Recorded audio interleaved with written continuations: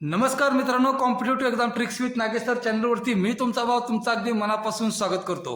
भरपूर दिवसांनी मी आज व्हिडिओ बनवत आहे। आज जरा काहीतरी नवीन करण्याचा मूड आहे, त्यामुळे चला व्हिडिओला जास्त वेळ न घेता सुरुवात करूया। टान टान ओके, बघा मित्रांनो, आता कंबाईनची एक्झाम आता असं म्हटलं जाते की 5 जानेवारीला होईल का नाही। शेवटी आपल्या हातात जे आहे ते आपण करायचं आहे। आपल्या हातामध्ये फक्त अभ्यास करणं आहे, बाकीच्या गोष्टींचा विचार आपण करत बसायचं नाही।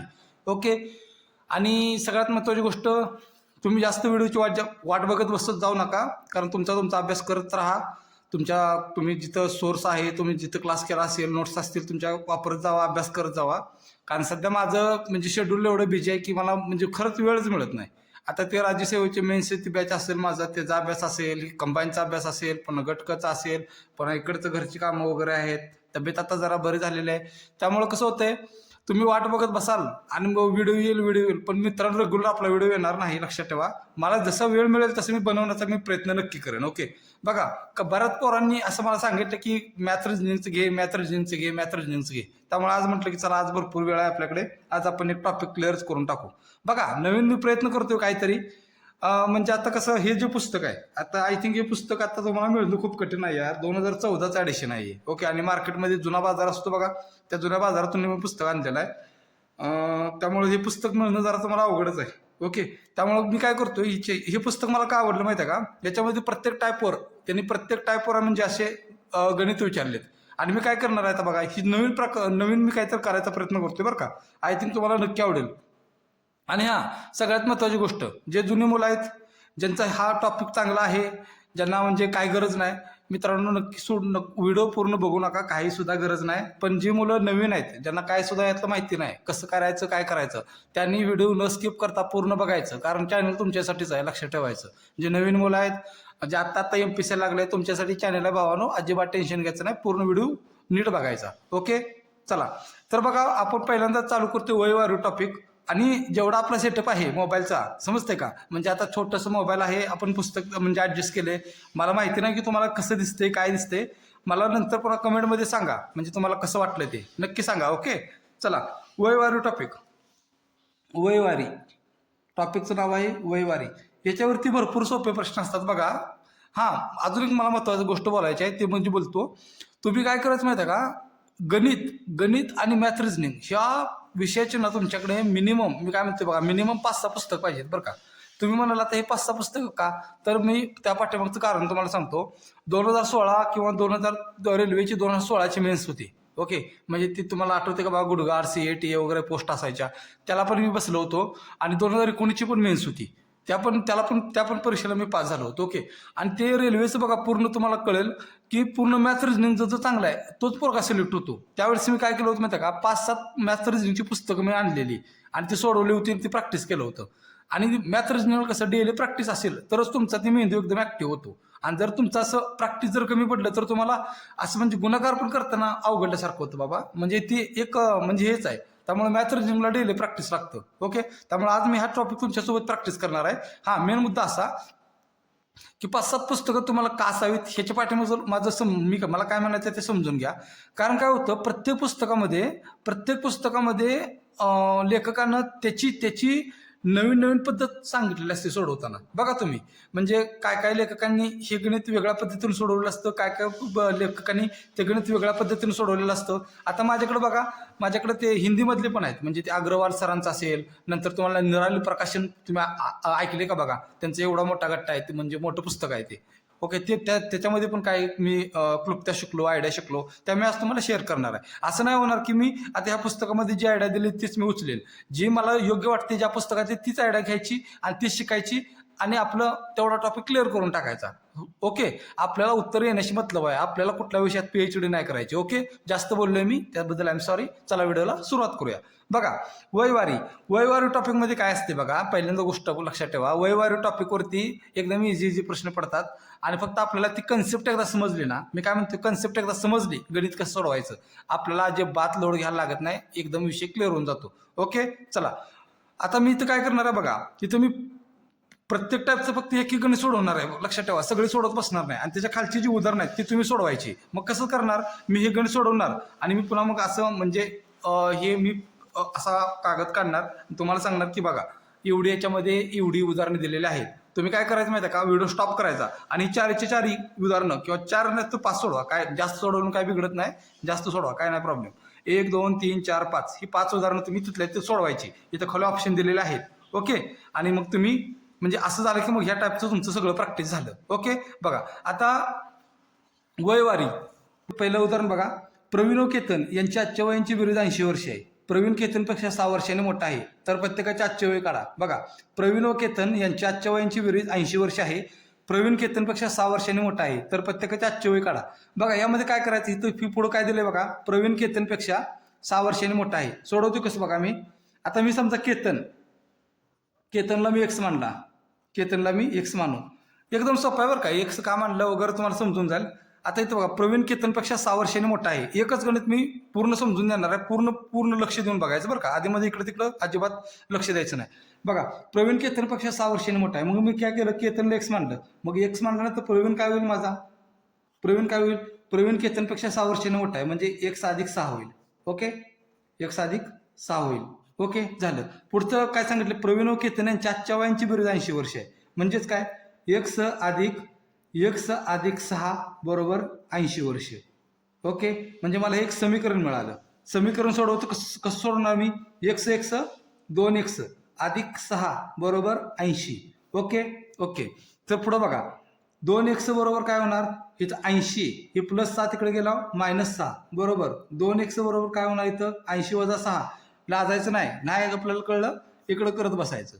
ओके, तू म्हणाले एवढं सोपं येते, नाही काय नाही सोपं, गपचिप करायचं. 6 4 10 आणि 7 लाजायचं काय असतं, इथं आयुष्याचा प्रश्न आहे. चला, x बरोबर काय 74/2, म्हणजे इथं काय आलं, 42 6 आणि 2 14, 42 6 2 14, म्हणजे मला कोण मिळाला, मला हा मिळाला केतन. का केतन मी म्हटलं, कारण x बरोबर केतन आहे ना म्हणून.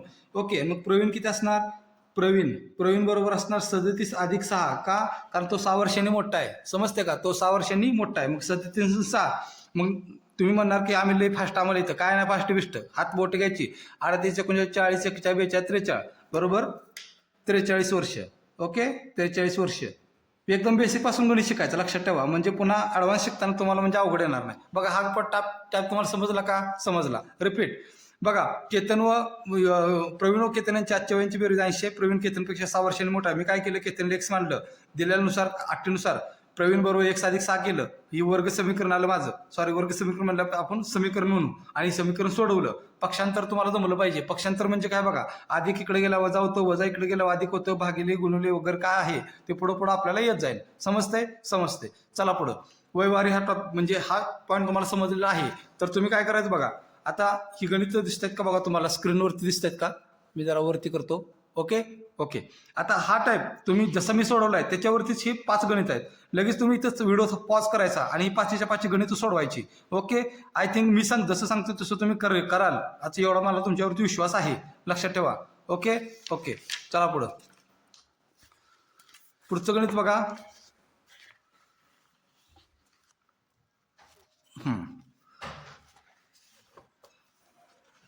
पुढचं गणित बघा, कविता व सविता यांच्या वयांचे गुणोत्तर 5/3 आहे व त्यांच्या वयांची बेरीज 56 आहे.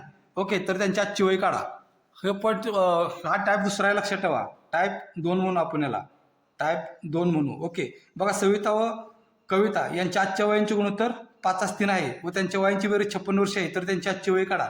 बघा, मी काय करतो बघा, कविता व सविता.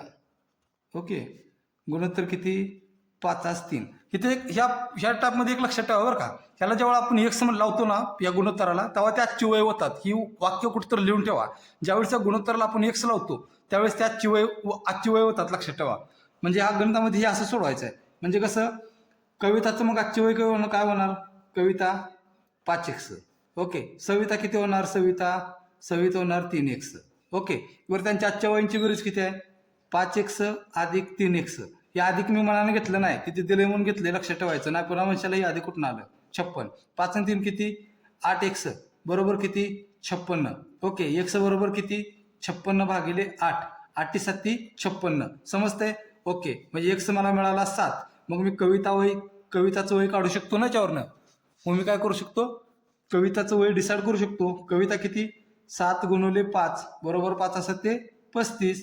आणि सविता किती सविता बरोबर 3 गुणिले 7 बरोबर 7 × 21. झाला विषय संपला.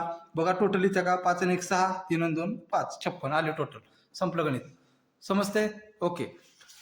आता ह्या टॉपिकवरती ह्या दुसऱ्या टाईपवरती एवढी गणित आहेत. किती 1 2 3 ही तिन्हीच्या तिन्हीचं गणित तुम्ही लगेच सोडवायची. ओके याचा स्क्रीनशॉट घ्या किंवा व्हिडिओ पॉज करा आणि तुम्ही सोडवून टाका. Okay okay.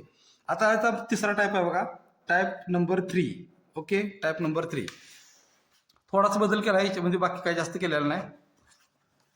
दिसते का बघा तुम्हाला पहिल्यांदा आय थिंक दिसत असेल बघा. नरेश व हरिबा यांच्या आजच्या वयांचे गुणोत्तर 5:7 आहे. हरिबा नरेशपेक्षा 14 वर्षांनी मोठा आहे तर प्रत्येकाचे वय काढा. ओके बघा इथं मोठा असणं लहान असणं म्हणजे काय असतं माहिती आहे का फरक असतोय लक्षात ठेवायचं बरं का. फरक असतोय फक्त कोण मोठा आणि कोण बारका एवढं कळलं पाहिजे. बघा आता मी डायरेक्ट सोडवतो. नरेशचं आजचे वय किती येणार 5x येणार. गुणोत्तरामध्ये मी सांगितलं x मानायचं. आजचं दिलं की 5x लावलं तर आजचं होतं लक्षात ठेवायचं. वर्षापूर्वीचं दिलं तर x लावलं ते वर्षापूर्वीच होतं लक्षात ठेवायचं. म्हणजे पुढे पुढे येऊन जाईल तुम्हाला कळून जाईल. बघा हरिबाचं वय किती आजचं ते येईल 7x येईल. ओके हरिबा नरेशपेक्षा 14 वर्षांनी मोठा आहे म्हणजे हरिबा मोठा आहे म्हणजे 7x - 5x बरोबर किती येईल तुमचं 14 येईल. समजते का.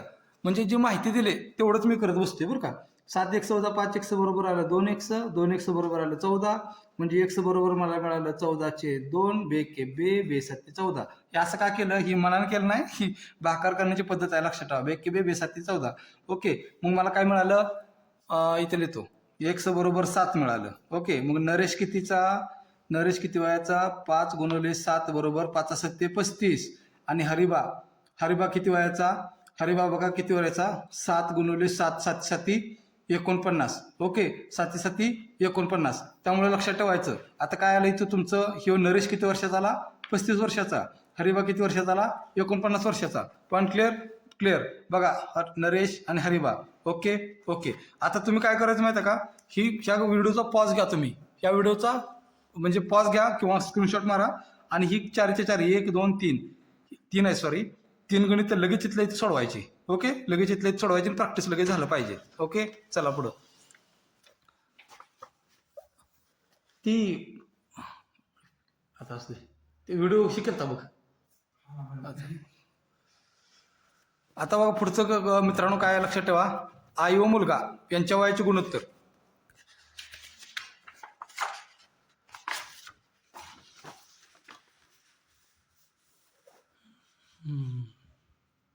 दिसते का बघा दिसते. ओके आई व मुलगा यांच्या आजच्या वयाचे गुणोत्तर 5:2 आहे. मुलग्याच्या जन्माच्या वेळी आईचे वय 21 वर्ष होते तर त्यांची ही काढा काय काढा आजचे वय काढा.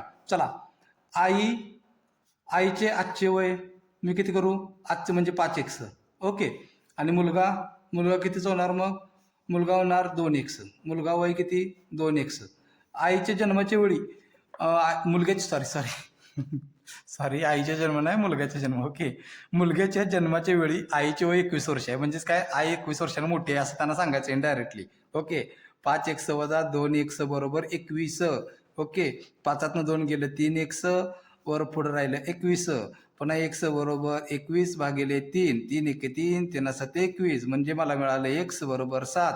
म्हणजे आई बरोबर 7 × 5 बरोबर 5 7 35. आणि मुलगा झाला 2 × 7 बरोबर 14 7 2 14. पण क्लिअर झालं. एवढंच गणित आहे याच्यामध्ये बाकी सुद्धा काही सुद्धा नाही. आई आहे का हां आहे. चला हे उदाहरण दिसत आहेत का तुम्हाला 1 2 3. पटकन याचा टाईप लगेच इथल्या इथे व्हिडिओ स्टॉप करायचा आणि सोडवायचा. आता मी प्रत्येक वेळ सांगत बसणार नाही बरं का बारक्या पोरासारखं. तुम्ही सोडवा. ओके त्याच्यानंतर हा एक टाईप आहे. ओके ह्या टाईपला मी जरा मागं ठेवतो कारण पुन्हा उगाच तुम्हाला वाटायला होईल किचकट विचारलं. सोपंच आहे एकदम पण आपण घेऊन टाकू. चला हा एक नवीन टाईप आहे. हां दिसते. चला वर्षा व कीर्ती यांच्या आजच्या वयांची बेरीज 55 वर्ष आहे. कीर्ती व स्नेहा यांच्या आजच्या वयाची बेरीज 57 वर्ष आहे. वर्षा व स्नेहा यांच्या आजच्या वयाची बेरीज 62 वर्ष आहे. तर प्रत्येकाचे आजचे वय किती? बघा, गणित मोठे दिसलं घाबरायचं नाही, आपली फक्त पद्धत सोडायची नाही. मी काय करतो बघा, वर्षा प्लस कीर्ती, वर्षा प्लस कीर्ती यांच्या वयाची बेरीज किती आहे? 55 वर्ष. मला मिळालं एक समीकरण. कीर्ती स्नेहा, कीर्ती प्लस स्नेहा यांचं वय आहे किती? 57 वर्ष. हे मला मिळालं दुसरं समीकरण. ओके. आणि वर्षा प्लस स्नेहा यांचं वय किती आहे? 62. ही मला तिसरं समीकरण. तर प्रत्येकाचं वय काढायचं आहे. आता बघा, मला एक गोष्ट गणितामध्ये ऑब्झर्व करा, ह्या सगळ्यांची मी बेरीज करतो. ओके, ह्या सगळ्यांची मी बेरीज करतो. बेरीज केला मला काय मिळेल? इथं वर्ष एकदा आहे, इथं वर्ष एकदा आहे, म्हणजे 2 वर्ष मिळाला. 2 वर्ष अधिक कीर्ती इथं आहे, कीर्ती म्हणजे 2 कीर्ती, 2 कीर्ती प्लस स्नेहा इथं आहे, स्नेहा इथं आहे, 2 स्नेहा, 2 स्नेहा. पण क्लिअर? ओके. मग हिची बेरीज किती झाली बघा, 7 आणि 5 किती? 12, 12 13 14, 14 तर 4 हातच्याला आले 1. ओके, 5 आणि 5 10, 10 आणि 7 17, 174 झाले. ओके. मग असं ऍक्च्युली बघा, आता मी काय करतो बघा इथं बरं का, 2 वर्ष, 2 कीर्ती, 2 स्नेहा आणि 174 आहे. तर मला 2 काढून टाकायचं आहे. मग मी काय करेन? ह्याला पण 2 न भागणार, ह्याला पण 2 न भागणार, ह्याला पण 2 न भागणार, ह्याला पण 2 न भागणार, म्हणजे मला उत्तर सिंगल डिजिटमध्ये येणार. म्हणजे कसं बघा, ह्या 2 ला 2 गेलं, ह्या 2 ला 2 गेलं, ह्या 2 ला 2 गेलं, आणि इथं कसं बेक के बे, 2 16, ओके, 2 7 14, म्हणजे काय झालं? वर्षा अधिक कीर्ती अधिक स्नेहा बरोबर मला मिळाल्या 87 वय. म्हणजे काय, तिघींच्या वयांची बेरीज मला मिळाली 87. पण क्लिअर? मग आता मला वर्षा काढायची आहे. मला काय करायचं आहे? वर्षा काढायची आहे. मग मी वर्षाला कसं काढणार? 87 वजा कीर्ती व स्नेहा यांचं वय. मग कीर्ती स्नेहा किती आहे? 57. मग 87 वजा 57 बरोबर 7 7 गेलं 0 आणि 8 5 गेलं 3 वय. ओके, कुणाचं वर्षाचं. ओके. मग आता मला कीर्ती काढायची आहे. समजा कीर्ती काढणार, मी कीर्ती कसं काढणार? टोटल वय आहे 87 वजा कीर्ती काढणार आहे, म्हणजे वर्षांत स्नेहा वजा केली पाहिजे. वर्षांत स्नेहा वजा 62, 62. मग 7 2 गेलं राहिलं 5, 8 6 गेलं राहिलं 2, 25 वर्ष. ओके. आता राहील कोण? वर्षा, स्नेहा. आता मला स्नेहा काढायचे. स्नेहाला कसं काढणार? टोटल वय तिघींचं 87. मग स्नेहा म्हणजे स्नेहा ज्यात नाही ती मी वजा करणार. वर्षांत कीर्ती किती आहे? 55 बरोबर 55. 7 5 गेलं 2 राहिलं, 8 5 गेलं 3 राहिलं वर्ष. ओके. चला, 30 25 32, 30 25 32 आहे का? 30 25 32. Okay okay okay. चला, हा पॉईंट तुम्हाला समजला असेल आय थिंक. आता रिपीट आता बघा, रिपीट काय करायचं यार, यात काय एवढा आहे, जी दिली ती लिहायचं आहे, आणि डबल डबल येते म्हणून डबल डबल लिहिलं, सिंगल डिजिटमध्ये करून घेतलं. ओके. व्हिडिओ फक्त डबल बघा, तुम्हाला पटकन समजून जाईल. Point clear? ओके. तर ह्या टाईपची किती गणित बघा इथे दिलेली, 1 2 3 आहेत. व्हिडिओ थांबवायचा आणि ही पटकन गणित सोडवून घ्यायची. तुमचं खूप छान प्रॅक्टिस होणार आहे बरं का. फक्त तुम्ही माझ्यासोबत राहा. 1 2 3 ही तिन्हीचे तिन्ही गणित पटकन सोडून घ्या. Okay okay. चला, नंतरचा टाईप आहे आपला की तो 8वा 7वा टाईप आहे वाटतं. 7वा टाईप आहे. कसा टाईप बघा तो बघा. करण व केदार यांच्या आजच्या वयांचे गुणोत्तर 3:4 आहे. 6 वर्षापूर्वी त्यांच्या वयाचे गुणोत्तर 5:7 होते. तर त्यांचे आजचे वय किती? बघा, इथं आजचं वय पण दिलेलं आहे आणि 6 वर्षापूर्वीचं पण दिलेलं आहे. ओके. तर आमचं आजचे वय किती सांगितले. बघा, आता काय करायचं आहे, त्या मेथडनं जायचं. बघा, मी काय करतोय, करण व केदार यांच्या आजच्या वयाचे बघा. करण आजचे वय किती मानू मी? 3x. ओके. मी काय म्हणलं, एक्स मानलं की जिथं ही जिथं आजचं विचारलं ह्याला एक्स मानलं की ते आजचं वय होते. लक्षात ठेवायचं काय. केदार आजचे वय किती होणार? केदार 4x होणार. Okay okay. 6 वर्षापूर्वी, बघा 6 वर्षापूर्वी म्हणते, मग 6 वर्षापूर्वी करणचं असं लिहायचं येतं बघा, पूर्ण सोडून देतो. 6 वर्षापूर्वी करण किती असणार? 3x वजा 6. ओके. आणि 6 वर्षापूर्वी ओके, कोण? केदार किती असणार? 4x वजा 6 झालं. गुणोत्तर केलं 6 वर्षापूर्वी. किती गुणोत्तर आहे? 5:7. म्हणजे गुणोत्तरामध्ये मला मांडायचं आहे. म्हणजे काय येणार? 3x वजा 6 आणि 4x वजा 6 बरोबर गुणोत्तर किती दिलंय? 5:7. आता इथं बघा, हे असं आलं की घाबरायचं नाही. इथं तिरकस गुणाकार असतो. म्हणजे इथं काय येणार माझं? 7 21x वजा 6 7 42 बरोबर 5 20x. ओके 25 एक्स वजा 5 30. Okay okay. आपल्याला माहित आहे ज्यात चल आहे, चल म्हणजे समीकरणात वापरलेल्या अक्षराला चल म्हणतात, लक्षात ठेवायचं. ही 5वीचं सिलेबस मधलं आहे. मग मी काय करणार, चल एकत्र आणणार. 21 एक्स इथं अधिक 20 आहे, इकडे आल्या वजा 20 होणार, वजा 20 एक्स बरोबर. इथं वजा 30 राहिलं. ओके. ही वजा 42 तिकडे गेलं अधिक 42 होतं. आता हे का केलं, बेसिक आहे, लक्षात ठेवायचं. ज्याचं प्रॅक्टिस आहे त्याला समजून जाईल. चला 21 एक्स वजा 20 एक्स बरोबर काय राहिलं 1 एक्स. मी 1 एक्स लिहित नाही, डायरेक्ट एक्स लिहितो, काय प्रॉब्लेम नाही, कारण त्याचा पुढे सहगुणक म्हणजे सोबत आलेली संख्या इथे एक असतेच, लक्षात ठेवायचं. वजा 30 आणि 42 असं आल्यानंतर काय सांगतं, बेरजेचा नियम काय आहे. गरजेचं नेम ऐकून घ्या, लक्षात ठेवा. ज्यावेळेस दोन संख्यांची चिन्ह भिन्न असतात, रिपीट, ज्यावेळेस दोन संख्यांची चिन्ह भिन्न असतात त्यावेळेस मोठ्या संख्येतून लहान संख्या वजा करावी व येणाऱ्या उत्तराला मोठ्या संख्येचं चिन्ह द्यावं. हा बेरजेचा नियम आहे. इयत्ता 5वी का 7वी आहे बघा तुम्ही. मग इथं वजा 30 आणि 42 कसं करणार, मी लाजायचं नाही, गपचूप करायचं. असं उगच मोठं झालं म्हणून करत बसायचं नाही. 4 3 गेलं, किती राहिलं, 1 राहिलं, म्हणजे आलं माझं 12. समजतंय, 12 ही मला मिळाली एक्स बरोबर 12. तर मला विचारले तुमची आजची वय किती, तर मग मी तुम्हाला सांगितलंय करंट आजची वय 3 एक्स आहे. मग एक्स बरोबर 12 मिळालं तर इथं काय येणार, 3 गुणिले 12, 12 ते किती होणार 36. आणि केदारचं आजची वय किती आहे 4 एक्स, म्हणजे इथं काय येणार 4 गुणिले 12, 12 चोक 48 होणार. ही झाली त्यांची वय, आजची वय 36 आणि 48. झालं, संपलं. 36 आणि 48, करण 36 48. Point clear. ओके. हे गणित समजलेलं आहे, एकदम सोप्या भाषेत सांगितलंय. पटकन त्या गणिताचे टाईप बघून घ्या, 1 2 3. ओके. ही गणित व्हिडिओ पॉज करून आत्ताच्या आत्ता सोडवायची, पुन्हा सोडवतून ही करतो असं काय करत बसायचं नाही. मला माहिती आहे पुन्हा की सोडवतो तुम्ही. ओके, संपलं कागद. भारी वाटते गणित सोडवा यार. हां, आता इथं नवीन टाईप सुरू झाला बघा, दिसते का पहिल्यांदा, बघा दिसते का. ओके. बघा, महेश उत्तम यांच्या आजच्या वयाचे गुणोत्तर 3:4 आहे. तर 5 वर्षानंतर त्यांच्या वयाचे गुणोत्तर 7:9 होते. तर त्यांची आजची वय काढा. बघा 3:4 आहे आणि 5 वर्षानंतर आहे. पाठीमागचं गणित बघितलं 5 वर्षापूर्वी होतं. सेम प्रोसेस तीच फॉलो करायची आपल्याला. कुठली प्रोसेस फॉलो करायची आहे बघा. महेशचं मग आजचं वय किती, महेश आजचे वय किती येणार 3x. ओके. उत्तम आजचे वय किती येणार 4x. ओके. 5 वर्षानंतर बघा, महेशचे 5 वर्षानंतर वय किती असणार, 5 वर्षानंतर म्हणते म्हणजे जास्त असणार, 3x अधिक 5.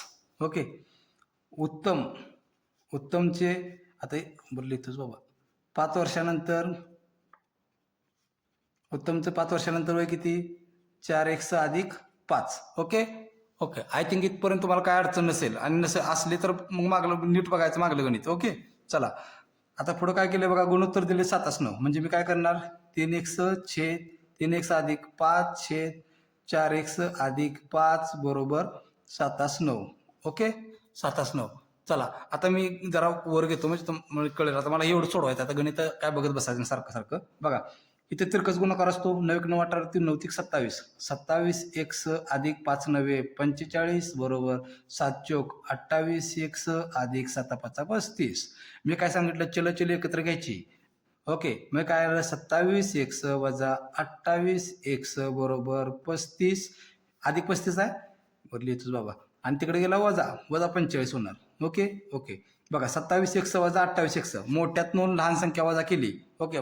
बेरजेचा नियम काय सांगतो, रिपीट, ज्यावेळेस दोन संख्यांचे चिन्ह भिन्न असतात त्यावेळेस मोठ्या संख्येतून लहान चिन्ह वजा करायचं असतं आणि येणाऱ्या उत्तराला मोठ्या संख्येचं चिन्ह द्यायचं असतं. बघा चिन्ह भिन्न आहेत, इथं अधिक आहे, इथं वजा आहे. मोठ्या संख्येतून लहान संख्या वजा करा. 28 वजा 27 किती राहिलं 1. मग 1 मी लिहित बसत नाही. ओके, 1 लिहित बसत नाही, डायरेक्ट x लिहितो. ओके. मोठ्या संख्येत चिन्ह काय वजा, म्हणजे इथं वजा आलं.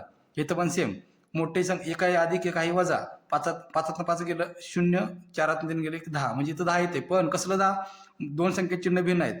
मोठ्या संख्येतून लहान संख्या वजा केली, मोठ्या संख्येचे चिन्ह वजा, म्हणजे इथं काय झालं बघा, x बरोबर काय झालं, पुन्हा मला फक्त मिळालं 10. आता तुम्ही म्हणाले 10 कसं यार, ही एकदम बार कसं बरं सांगतो तरी. बघा इथं वजा 10 आहे.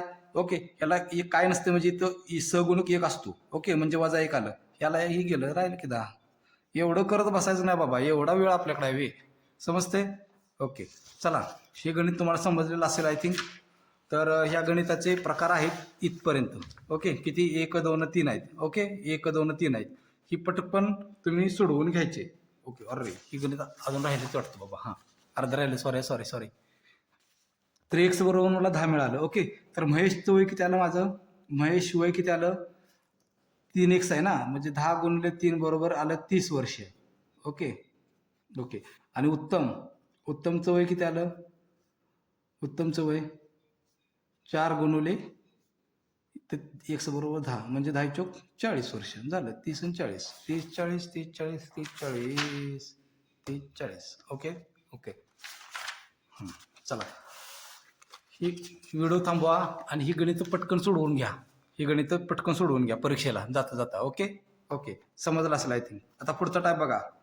पुढचा टाईप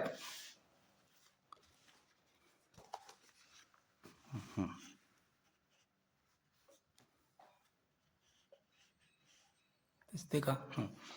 वडिलांच्या आजचे वय मुलाच्या आजच्या वयाच्या तिप्पट आहे. 5 वर्षापूर्वी वडिलांचे वय मुलाच्या त्यावेळेच्या वयाच्या चौपट होते. तर आजचे वय काढा. इथं दुप्पट तिप्पट चौपट वर्षानंतर ह्याला घाबरायचं नाही बरं का, अजिबात घाबरायचं नाही. आपण फक्त मेथड सोडायची नाही. एकदा तुम्हाला टेक्निक आलं ना, ही गणित तुमच्यासाठी एकदम छटछूट आहेत. ओके, बघा तुम्ही कसं असते तुम्हाला. बघा, वडिलांच्या आजचे वय मुलाच्या आजच्या वयाच्या तिप्पट आहे, एवढं तर नक्की. मग मी काय करते बघा, मुलगा मी काय केला, एक्स मानलो. मुलगा एक्स मानू. ओके. आणि आजचं दिले ना, आज. ओके, आज मुलगा एक्स मानू. मग वडील काय झाले बघा, वडिलांची वय मुलाच्या वयाचे तिप्पट आहे, म्हणजे वडील मला मिळाले 3x. ओके, मिळाले. आता 5 वर्षापूर्वी मुलगा, आता इथे लिहितो, 5 वर्षापूर्वी मुलगा किती असेल? x - 5 असेल. मग वडील किती असतील? वडील 5 वर्षापूर्वी. ओके, वडील 5 वर्षापूर्वी किती असतील? 3x - 5. एवढं तर कन्फर्म. ओके. मग 5 वर्षापूर्वी वडिलांचे वय मुलाच्या त्यावेळेच्या वयाच्या चौपट होते, म्हणजे इथं समीकरण काय सांगितले, म्हणजे वडिलांचं वय 3x - 5 बरोबर मुलाचं वय किती आहे? x - 5. आणि सांगितले की वडिलांचे वय 5 वर्षा वडिलांचे वय मुलाच्या त्यावेळेच्या वयाच्या चौपट होईल, म्हणजे इथं मी 4 न गुणणार आहे. लक्षात ठेवायचं. मी कसं केलं तुम्हाला समजलं का? म्हणजे रिपीट बघा, तुम्ही कन्फ्यूज व्हायला उगाच. वडिलांचे आजचे वय व मुलाच्या आजच्या वयाची तिप्पट आहे. बघा, मुलगा एक्स मानला, वडील 3x झाले, इथे तर तुम्हाला डाऊट नाही. ओके. 5 वर्षापूर्वी मुलाचं वय किती असणार? x - 5. 5 वर्षापूर्वी वडिलांचे वय किती असणार? 3x - 5. इथपर्यंत ठीक आहे. पण तिने 8 इथे घातल्या. मग 8 काय? 3x - 5 म्हणजे हे वडिलांचं वय त्यावेळेस मुलाच्या वयाच्या चौपट आहे, म्हणून ही समीकरण मी केलं. ओके, झालं. एवढं समीकरण एकदा तुम्ही मांडलं आणि ते फक्त सोडवायचं, म्हणजे संपलं. बघा, 3x - 5 बरोबर 4x - 4 × 5 = 20. ओके. 3x अधिक 4x आहे, वजा 4x बरोबर -20 तिकडे गेलं अधिक 5 होणार. ओके. आता सारखं बेरजे सांगत बसत नाही. अधिक 3x वजा 4x वजा x बरोबर -20 अधिक म्हणजे -15 आलं, म्हणजे मला x बरोबर मिळालं 15. ओके, x बरोबर मला काय मिळालं? 15. तर काय म्हणतात, म्हणजे x बरोबर 15 आहे, म्हणजेच काय झालं इथं बघा, मुलगा झाला माझा 15 वर्षाचा, माझा म्हणजे त्या उदाहरणातलं बरं का. मुलगा झाला 15 वर्षाचा आणि वडील झाले 15 गुणिले 3 बरोबर 15 ते 45 वर्ष. ओके, चला 15 45 आलं. ओके, चला. तर ही गणितं आता दिसतात का तुम्हाला? बघा, ही गणितं 1 2 3 इथल्या इथं सोडवायची, प्रॅक्टिस करायचं. ओके. चला पुढं. आता हा टाईप आहे 9वा.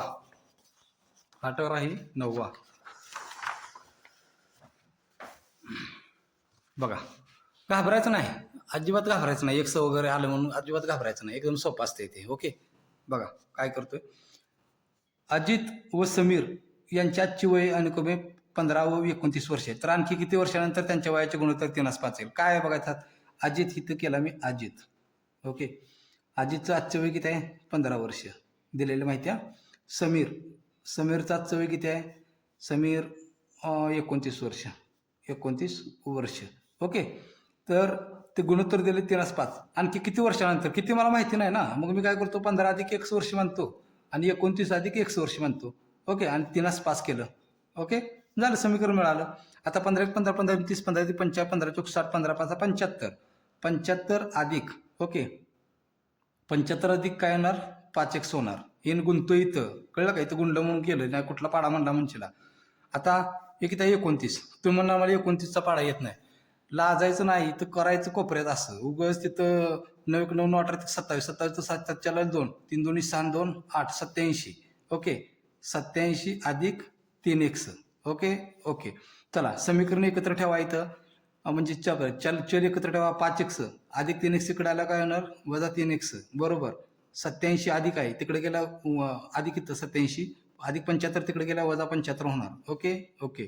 5x वजा 3x बरोबर राहिलं 2x आणि 87 वजा 7 5 गेलं. हे फास्ट जाऊन पाहिजे बरं का. 7 5 गेलं 2 राहिलं, 8 7 गेलं 1 राहिलं ओके. म्हणजे x बरोबर काय मला मिळालं 12/2 बरोबर बेस 12 ओके झालं.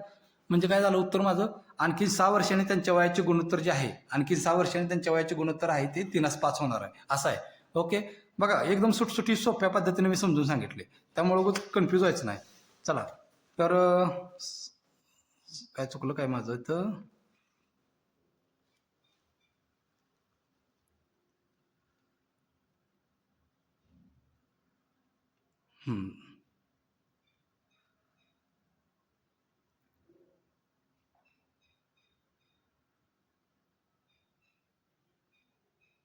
प्रिंटिंग मिस्टेक होती सोडून द्यायचं. हां तर आता तुम्ही ही गणितं पटकन सोडून घ्यायची. 1 2 3 1 2 3 आत्या सोडून घ्यायची. समजते झाली की यार झाली संपली गणितं संपली ओके. आता बघा याच्यामध्ये एक अजून युक्ती तुम्हाला सांगतो. काय युक्ती कसं सांगतो तुम्हाला नीट बघून घ्या. आता गणितं तर आपली झालेली आहेत आय थिंक. आता इथं बघा आजचं एक कुठं गेलं बरं इथं बघा इथं असली गणित आली तुम्ही म्हणाल की वेळच नाही आम्हाला पुरला सर तिथं. मग वेळ नाही म्हणून आम्ही उत्तर कशी मारू, म्हणजे टोका मारायचा तुम्हाला किंवा गेसिंग उत्तर मारायचं तर कसं मारायचं बघा. काय अजय व विजय यांच्या आजच्या वयाचे गुणोत्तर आहेत 3:4 ओके. आणि 8 वर्षानंतर त्यांच्या वयाचे गुणोत्तर होते 7:9. तर त्यांची आजचीच वय सांगितलीत. म्हणजे मला एक सांगा कॉमन गोष्ट आहे. आता ही गोष्ट जवळ तुम्ही जास्त प्रॅक्टिस कराल त्यावेळेस तुमच्या लक्षात येईल. म्हणजे कशी लक्षात येईल बघा. अजय व विजय यांच्या आजच्या वयाचे गुणोत्तर आहेत 3:4 बरोबर. मग जे आजच्या वयाचं जे गुणोत्तर आहे जी पट आहे तीच पुन्हा ती पट हाय अशीच राहणार ना पुढं गेल्यानंतर. मग किती वर्षानंतर जर झालं तर ती पट तशीच राहणार.